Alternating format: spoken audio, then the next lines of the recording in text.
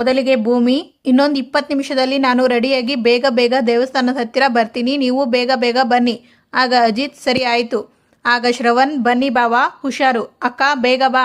ಆಗ ಸಂಗೀತ, ಬಂದೆ. ಅಕ್ಕ ಇಲ್ಲಿ ನೋಡು, ನಮ್ಮ ತೋಟದ್ದು ಶಂಕರಪ್ಪ ಬಂದು ಕೊಟ್ಟು ಹೋದ. ಅಲ್ಲ ಕಣೋ, ಕಾಯಿ ಯಾಕೋ ಕೊಟ್ಟು ಕಳಿಸಿದ್ದಾರೆ. ಅಯ್ಯ, ಇನ್ನೊಂದು 2-3 ದಿನದಲ್ಲಿ ಹಣ್ಣಾಗುತ್ತೆ ಅಂತ ಹೇಳಿಬಿಟ್ಟು ಕೊಟ್ನಪ್ಪ. ಹೌದಾ, ನೋಡೋಣ. ಆಗ ರಾಮ್, ಸಂಗೀತ, ಈ ವರ್ಷದ್ದು ಈ ಸೀಸನ್ದು ಕೊನೆ ಮಾವು ಇದು, ಏನಾದರೂ ಒಳ್ಳೆ ರುಚಿ ರುಚಿಯಾಗಿ ಆಗ ನಚ್ಚಿ ಶೀಕರಣೆ ಮಾಡು. ಆಯ್ತಪ್ಪ, ನೀನು ಕೇಳೋದು ಹೆಚ್ಚೋ ನಾನು ಮಾಡಿಕೊಡೋದು ಹೆಚ್ಚೋ? ಮಾಡಿಕೊಡ್ತೀನಿ. ಆಗ ಭೂಮಿ, ಅತ್ತೆ, ಭೂಮಿ ಸೀರೆಯಲ್ಲಿ ಎಷ್ಟು ಮುದ್ದಾಗಿ ಕಾಣಿಸ್ತಾ ಇದೀಯಾ, ನನ್ನ ದೃಷ್ಟಿನೇ ಆಗ್ಬಿಡುತ್ತೆ. ಆಗ ಭಾಗ್ಯಮ್ಮ, ಭೂಮಿ ಎಲ್ಲಾದ್ರೂ ಹೊರಟಿದೀಯಾ? ಹಾ ಅಮ್ಮ, ಸಾಹೇಬ್ರು ದೇವಸ್ಥಾನಕ್ಕೆ ಹೋಗೋಣ ಅಂದ್ರು, ಅದಕ್ಕೆ ರೆಡಿ ಆದೆ. ಆಗ ನಚ್ಚಿ, ಹಾ, ಅದು ಯಾವ ಗ್ಯಾಪಲ್ಲಿ ನಮ್ಮ ಯಾರಿಗೂ ಗೊತ್ತಾಗದೆ ಇರುವಂಗೆ ಅವನು ಕರೆದ ನಿಮ್ಮನ್ನ? ಮೈದು ಫೋನ್ ಮಾಡಿ ಕರೆದ್ರು. ಅದು ಅಲ್ಲದೆ ಇವಾಗಷ್ಟೇ ಟ್ರೈನಿಂಗ್ ಮುಗಿಸ್ಕೊಂಡು ಬಂದ್ನಲ್ಲ, ದೇವರ ದರ್ಶನ ಮಾಡ್ಕೊಂಡು ಬರೋಣ ಬಾ ಭೂಮಿ ಅಂದ್ರು, ಅದಕ್ಕೆ ಹೊರಟೆ. ಅಳಿಯಂದ್ರೆ ಫೋನ್ ಮಾಡಿ ಕರೆದ್ರ ಭೂಮಿ? ಹೂನಮ್ಮ, ಅವರೇ ಕರೆದ್ರು. ಆಗ ದೇವಯಾನಿ, ಅರೆ ನೋಡಿದ್ರ, ನಮ್ಮ ಅಜಿತನಿಗೆ ಬಂದ ಆಲೋಚನೆ ನಮ್ಗೆ ಯಾರಿಗೂ ಬರಲೇ ಇಲ್ಲ. ನಡೀರಿ, ನಾವು ಎಲ್ಲರೂ ಜೊತೆಗೆ ಹೋಗಿ ದೇವರ ಆಶೀರ್ವಾದ ಪಡ್ಕೊಂಡು ಬಂದ್ಬಿಡೋಣ. ಆಗರ ದೇವಯಾನಿ, ಅದು ಯಾಕೆ ನಾವು ಈ ಶಿವ ಪೂಜೆಯಲ್ಲಿ ಕರಡಿ ಬಿಟ್ಟಂತೆ ಮಧ್ಯದಲ್ಲಿ ಹೋಗೋದು? ಅವರು ಹೋಗ್ಲಿ. ಆಗ ಸಂಗೀತ, ಹಾ ಕರೆಕ್ಟು, ಪಾಪ ಇವರಿಬ್ಬರು ತುಂಬಾ ದಿನ ಆದ್ಮೇಲೆ ಪರ್ಸ್ನಲ್ ಆಗಿ ಸಿಗ್ತಾ ಇದ್ದಾರೆ, ಮಾತಾಡ್ಕೊಳ್ಳೋದಕ್ಕೆ ತುಂಬಾ ಇರುತ್ತಲ್ಲ, ಸುಮ್ಮನೆ ಇವರಿಬ್ಬರಿಗೂ ನಾವ್ಯಾಕೆ ತೊಂದರೆ ಕೊಡಬೇಕು, ಇವರು ಆರಾಮಾಗಿ ಹೋಗ್ಬಿಟ್ಟು ಬರಲಿ. ಆಗ ಶ್ರವಣ್, ಕರೆಕ್ಟಾಗಿ ಹೇಳಿದೆ ಅಕ್ಕ, ಅವರ ಪಾಡಿಗೆ ಅವರು ಹೋಗ್ಲಿ, ನಾವ್ಯಾಕೆ, ನೀನು ಹೊರಡು ಕಂದ. ಆಗ ಭೂಮಿ, ಅತ್ತೆ ನಾನು ಹೋಗಿ ಬರ್ತೀನಿ. ಆಯಿತು, ಹುಷಾರು ಅಮ್ಮ, ನಾನು ಹೋಗಿ ಬರ್ತೀನಿ. ಜೋಪಾನ ಭೂಮಿ. ಸರಿ ಅಮ್ಮ, ಬೇಗ ಬಂದ್ಬಿಡಿ. ಶ್ರವಣ್, ಭೂಮಿ ಮನೆಗೆ ಬಂದಿರೋದು ನನಗಂತೂ ಸಿಕ್ಕಾಪಟ್ಟೆ ಸಂತೋಷ ಆಗ್ತಾ ಇದೆ ಕಣೋ. ಇದೇ ಖುಷಿನಲ್ಲಿ ಮನೆಯಲ್ಲಿ ಹಬ್ಬದ ಅಡುಗೆ ಮಾಡಬೇಕು ಅನ್ನಿಸ್ತಾ ಇದೆ. ಆದರೆ ನಾನು ಅಂದ್ಕೊಂಡಿರುವಷ್ಟು ಅಡುಗೆನ ಈ ಅಡುಗೆ ಮನೆಯಲ್ಲಿ ಓಡಾಡಿಕೊಂಡು ಮಾಡೋದಕ್ಕೆ ಕಷ್ಟ ಆಗುತ್ತೆ. ಅದಕ್ಕೆ ಒಂದು ಕೆಲಸ ಮಾಡು, ಮನೆ ಹೊರಗಡೆ ಲಾನಲ್ಲಿ ಒಂದು ಚಿಕ್ಕದಾಗಿ ಪೆಂಡಾಲ್ ಹಾಕ್ಸು, ಎಲ್ಲರೂ ಒಟ್ಟಿಗೆ ಸೇರಿ ಅಲ್ಲೇ ಅಡುಗೆ ಮಾಡೋಣ. ಅಲ್ಲ ಅಕ್ಕ, ಅಡುಗೆ ಮನೆ ಅಷ್ಟು ದೊಡ್ಡದಾಗಿ ಇದೆ, ನೀನು ನೋಡಿದರೆ ಆಚೆ ಏನೋ, ನಾನು ಹೇಳಿದ ಹಾಗೆ ಕೇಳ್ತೀಯಾ ಇಲ್ವಾ? ಸರಿ ಅಕ್ಕ, ಕೇಳ್ತೀನಿ. ಕೇಳದೇ ಇದ್ರೆ ಬಿಡ್ತೀಯಾ ನೀನು? ಬಾ ಬಾವ, ಬನ್ನಿ ಪೆಂಡಾಲ್ ಹಾಕೋಣ. ಭಾಗ್ಯ ಅವರೇ, ಒಂಚೂರು ಸಹಾಯ ಮಾಡ್ತೀರಾ? ಹಿಡ್ಕೊಳ್ಳಿ, ನಡೀರಿ ನಡೀರಿ.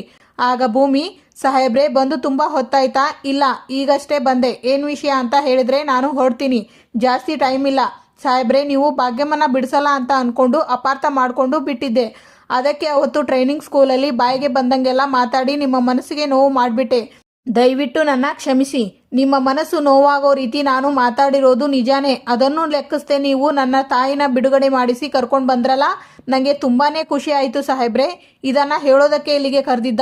ಇಲ್ಲ ಸಾಹೇಬ್ರೆ, ಒಂದು ಮುಖ್ಯವಾದ ವಿಷಯ ಹೇಳಬೇಕಿತ್ತು ನಿಮ್ಮ ಹತ್ರ. ಅದಕ್ಕೆ ಏನು? ಅದು ಅದು ನಿಮ್ಮ ಹೆಂಡತಿಯಾಗಿ ಇದ್ಬಿಡ್ಲಾ ಸಾಹೇಬ್ರೆ?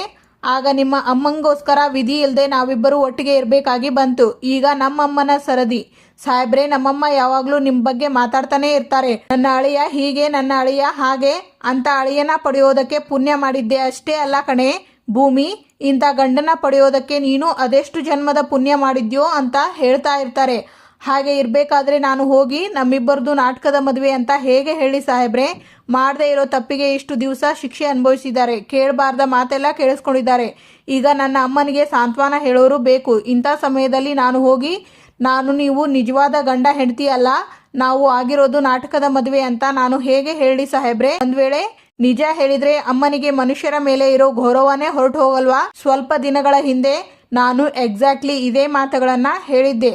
ಅಮ್ಮನ ಪರಿಸ್ಥಿತಿ ಚೆನ್ನಾಗಿಲ್ಲ, ಸ್ವಲ್ಪ ದಿನ ಕೋಪರೇಟ್ ಮಾಡು ಅಂತ. ಆಗ ನೀನು ಹೇಗೆ ನಡ್ಕೊಂಡಿದ್ದೆ ಅಂತ ನಿನಗೆ ನೆನಪು ಇದೆಯಾ? ನನಗೆ ಆಗ ಗೊತ್ತಾಗ್ಲಿಲ್ಲ ಸಾಹೇಬ್ರೆ. ಈಗ ಏನ್ ಮಾಡಬೇಕು ಸಾಹೇಬ್ರೆ? ಯಥಾ ಪ್ರಕಾರ ನಾವಿಬ್ರು ಗಂಡ ಹೆಂಡತಿಯಾಗಿ ಇರಬೇಕು. ಹೌದು ಸಾಹೇಬ್ರೆ, ಅಷ್ಟೇ ಅಲ್ಲ, ನಾವಿಬ್ಬರು ಒಂದೇ ರೂಮಲ್ಲಿ ಹೀಗೆ ಇದ್ವಲ್ಲ ಹಾಗೆ ಇರಬೇಕು. ಮನೆಯವರನ್ನೆಲ್ಲ ನಂಬಿಸ್ಬೇಕಲ್ಲ ಸಾಹೇಬ್ರೆ. ಅದಕ್ಕೆ ಇನ್ನೊಂದಷ್ಟು ದಿನ ನಮ್ಮಿಬ್ಬರ ಕಾಂಟ್ರಾಕ್ಟ್ನ ಮುಂದುವರಿಸ್ಬೇಕು. ಆಗ ಅಂಜು, ಹಾಯ್ ಮಾಮ್. ಏನಾಯ್ತು ಮಾಮ್, ಯಾಕೆ ನನ್ನ ಹ್ಯಾಪಿ ಮೂಡ್ನ ಸ್ಪಾಯ್ಲ್ ಮಾಡಿದೆ?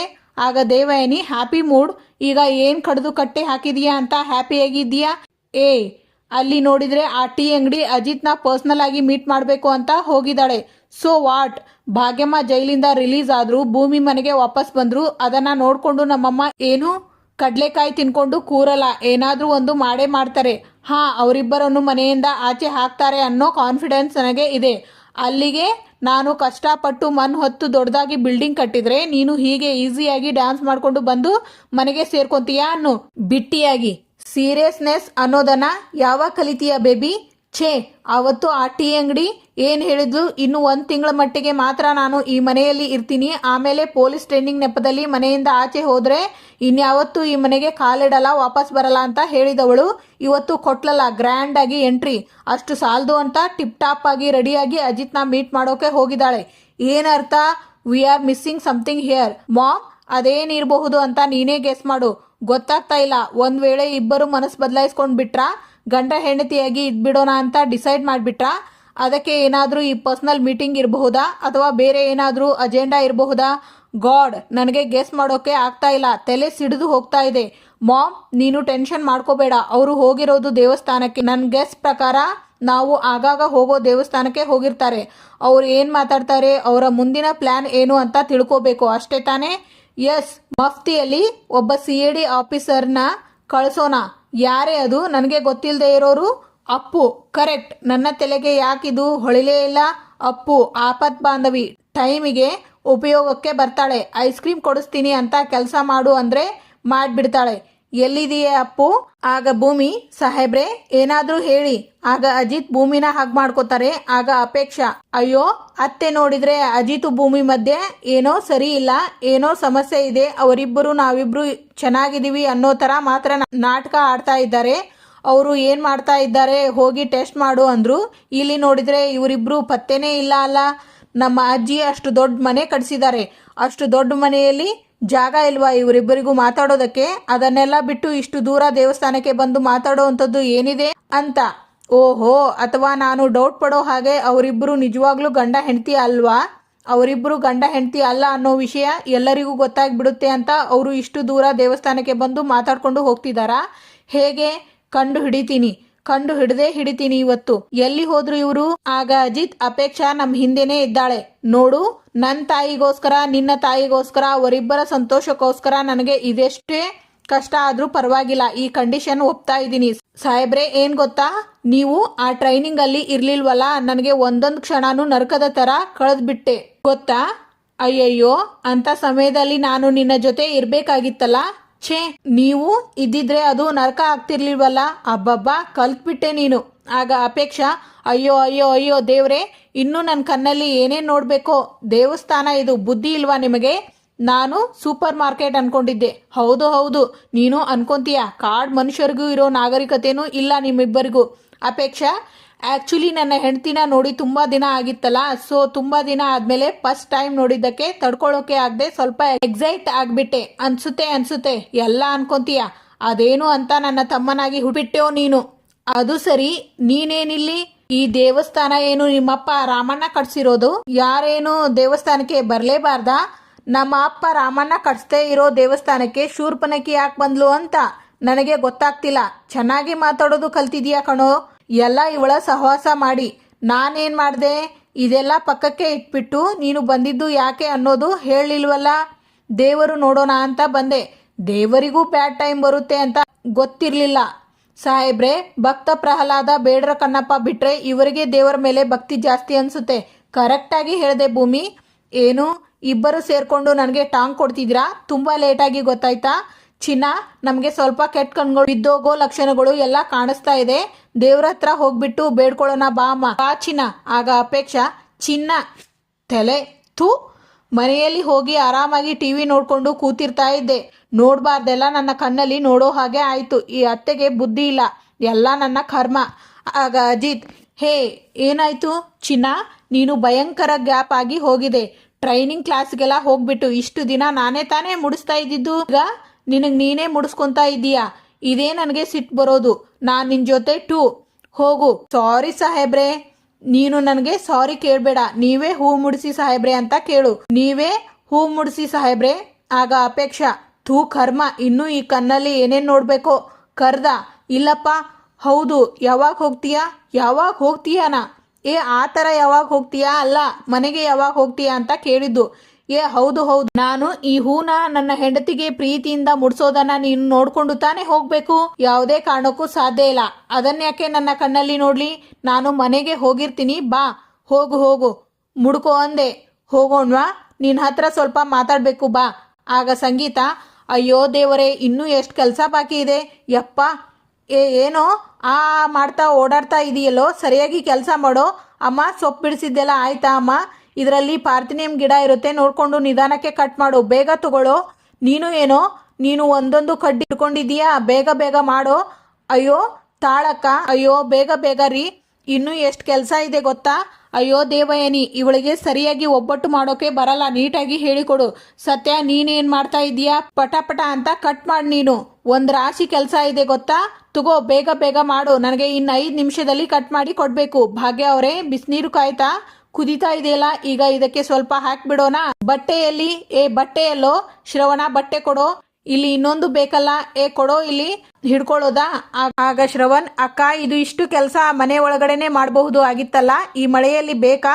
ನೋಡು, ನಮ್ಮ ಕಷ್ಟ ನೋಡೋಕೆ ಆಗದೆ ಪೆಂಡಲ್ ಕೂಡ ಅಳ್ತಾ ಇದೆ. ಏನೋ ನೀನು, ಯಾವಾಗ ಏನು ಮಾತಾಡಬೇಕು ಅಂತ ನಿನಗೆ ಗೊತ್ತಾಗಲ್ಲ ಅಲ್ವೋ? ಇದನ್ನೆಲ್ಲ ಮನೆ ಒಳಗಡೆ ತಗೊಂಡು ಹೋಗಿ ನಾವು ಅಡುಗೆ ಕೆಲಸ ಮುಗಿಸೋ ಅಷ್ಟೊತ್ತಿಗೆ ರಾತ್ರಿ ಆಗಿಬಿಡುತ್ತೆ ಅಷ್ಟೇ. ಏನೂ ಬೇಕಾಗಿಲ್ಲ, ಇಲ್ಲೇ ಮಾಡು ಅಲ್ವೋ? ನೀವು ನೆನಿಬಾರ್ದು ಅಂತ ನಾನು ಛತ್ರಿ ಕೊಟ್ಟಿಲ್ವಾ?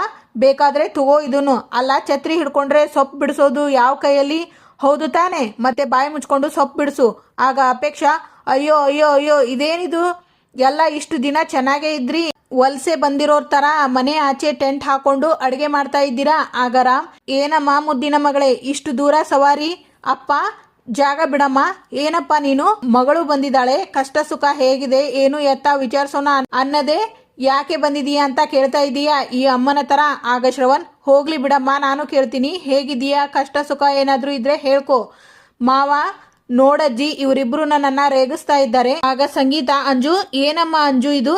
ಅರ್ಧ ಗಂಟೆಯಿಂದ ಒಂದೇ ಒಂದು ಒಬ್ಬಟ್ಟು ತಡ್ತಾ ಇದೆಯಲ್ಲ. ಆಗ ನಚ್ಚಿ, ಅಮ್ಮ ನಿನ್ನ ಕಣ್ಣಿಗೆ ಏನಾಗಿದೆ? ನನ್ನ ಹೆಂಡತಿ ಒಂದಲ್ಲ 2 ತಟ್ಟಿದ್ದಾಳೆ ನೋಡು. ಪಾಪ, 2 ತಟ್ಟಿದ್ದಕ್ಕೆ ಅವಳ ಕೈ ಎಷ್ಟು ಕೆಂಪಾಗಿ ಹೋಗ್ಬಿಟ್ಟಿದೆ ನೋಡು. ಅಯ್ಯೋ ನನ್ನ ಮಗನೇ, ಏನೋ ಅಂದೆ? 1 2 ಒಂದು ಲೆಕ್ಕನೇನೋ ಅಲ್ವೋ? ನಾನು ಒಬ್ಬಟ್ಟು ಮಾಡುವಾಗ ಅಜಿತಾ ಭೂಮಿ ಬಂದ್ರು. ಆಗ ಅಜಿತ್, ಅಲ್ಲ, ಮನೆ ಆಚೆ ಕಡೆ ಈ ಥರ ಪೆಂಡಲ್ ಹಾಕೊಂಡು ಇಲ್ಲಿ ಅಡುಗೆ ಮಾಡ್ತಾ ಇದ್ದೀರಲ್ಲಮ್ಮ, ಏನಮ್ಮ ಆಗಿದೆ? ಅದು ಮಳೆ ಬಂದು ಮಳೆ ನಿಂತು ಬಿಸಿಲು ಬೇರೆ ಸ್ಟಾರ್ಟ್ ಆಗಿ ಹೋಯ್ತಲ್ಲಮ್ಮ. ಆಗ ಶ್ರವಣ್, ಕರೆಕ್ಟಾಗಿ ಕೇಳಿದೆ ಕಣೋ. ನೋಡೋ ನಿಮ್ಮಮ್ಮ ನಮಗೆ ಹೆಂಗೆ ಟಾರ್ಚರ್ ಕೊಡ್ತಾಳೆ. ಮಳೆ ಅಂದರೂ ಬಿಡ್ತಾ ಇಲ್ಲ ಕಣೋ. ಅಮ್ಮ, ನನಗೆ ಗೊತ್ತಿಲ್ಲದೆ ಕೇಳ್ತಾ ಇದ್ದೀನಿ, ಇವತ್ತು ಏನಾದರೂ ಹಬ್ಬನಾ? ಇಷ್ಟೊಂದು ಮನೆ ಆಚೆ ಕಡೆ ಕೂತ್ಕೊಂಡು ಅಡುಗೆ ಮಾಡ್ತಾ ಇದ್ದೀರಾ? ಏನೋ ಅಂದೆ? ಯಾಕೋ ಓಡಿ ಹೋಗ್ತಾ ಇದೀಯಾ? ಬಾರೋ ಇಲ್ಲಿ ಮಾತಾಡಬೇಕು. ಇಲ್ಲ, ನಾನು ಬರಲ್ಲ, ನಾನೇ ಬರ್ತೀನಿ ಬಿಡು. ಬಾ ಭೂಮಿ. ನೋಡು, ಒಬ್ಬ ಪೊಲೀಸ್. ಬಾರೋ ಸುಮ್ಮನೆ. ಅಲ್ವೋ ಭೂಮಿ, ಎಷ್ಟೋ ದಿನ ಆದಮೇಲೆ ನಮ್ಮ ಮನೆಗೆ ಬಂದಿದ್ದಾಳೆ, ಇದು ನಮಗೆ ಒಂಥರ ಹಬ್ಬನೇ ಅಲ್ವೇನೋ? ಆಗ ರಾಮ್, ಬನ್ಗಾಡ್ತಾ ಇರೋ ಬರಡು ಮನೆಗೆ ಮಳೆ ತರ ಮಹಾಲಕ್ಷ್ಮಿ ಬಂದ್ರೆ ಅದು ಹಬ್ಬನೇ ತಾನೆ. ಇವತ್ತಿಗೆ ಇಲ್ಲಿನ ಸಂಚಿಕೆ ಮುಕ್ತಾಯವಾಗುತ್ತದೆ, ಮುಂದಿನ ಸಂಚಿಕೆಯಲ್ಲಿ. ಆಗ ಅಜ್ಜಿ, ನಮ್ಮ ಮನೇನ ಜೇನುಗೂಡು ಮಾಡಿದ ಮುದ್ದಿನ ಮಗಳು ನಮ್ಮ ಮನೆಗೆ ಬಂದ್ರೆ ಅದು ನಮ್ಮ ಪಾಲಿನ ಹಬ್ಬನೇ ಅಲ್ವಾ? ಆಗ ಭಾಗ್ಯಮ್ಮ, ಎಂತ ಒಳ್ಳೆ ಮನೆಗೆ ಸಿಕ್ಕಿದ್ಯಾ ಭೂಮಿ, ಈ ಮನೆಯವರ ಯಾರ ಮನಸ್ಸು ನೋಯಿಸ್ತೇ ಇರೋ ಹಾಗೆ ನೋಡ್ಕೋಬೇಕು ನೀನು. ಆಗ ಸಂಗೀತ, ನನ್ನ ನಂಬಿಕೆ ಕುತ್ತು ತರುವಂತಹ ಕೆಲಸ ನನ್ನ ಸೊಸೆ ಯಾವತ್ತೂ ಮಾಡಲ್ಲ. ಆಗ ದೇವಯಾನಿ, ಅದು ಹೇಗೆ ಸಂಗೀತ ಅಷ್ಟೊಂದು ಕಾನ್ಫಿಡೆಂಟ್ ಆಗಿ ಹೇಳ್ತೀಯಾ? ಆಗ ರಾಮ್, ಭೂಮಿ ನನ್ನ ಮಗನ ಸೆಲೆಕ್ಷನ್, ಅವನ ಆಯ್ಕೆ ಯಾವತ್ತಿಗೂ ತಪ್ಪಾಗೋದಕ್ಕೆ ಸಾಧ್ಯನೇ ಇಲ್ಲ. Thank you for watching.